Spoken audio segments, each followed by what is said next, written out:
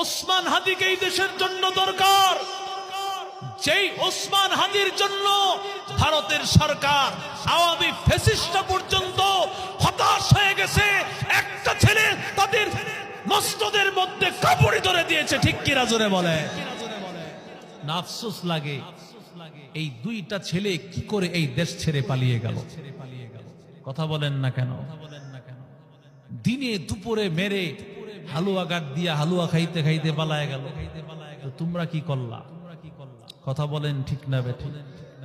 Singapore নিয়ে গেছে, আমরা জানি আজকে সবাই তার জন্য দোয়া করতেছে। কেন দোয়া করে?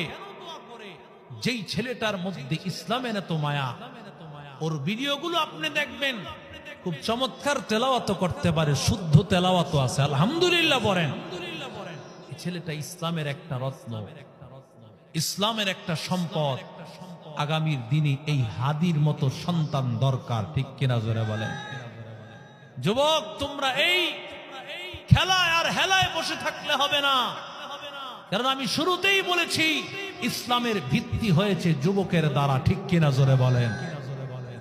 যেই যুবকেরা 17 বছর ইতিহাসকে পাল্টে দিয়েছে, যারা চিন্তা করেছে দেশে থাকলে আমরাই থাকবো, যুবকেরা প্রমাণ করে দিয়েছে এই দেশে থাকবে কোরআন, এই দেশে থাকবে ইনসাফ। ইনসাফ ছাড়া যারা আছে সব কিছু বাতিল হয়ে যাবে। কোরআন থাকবে, ইসলাম থাকবে, ইনসাফের দেশ কায়েম হবে, ঠিক কিনা জোরে বলে?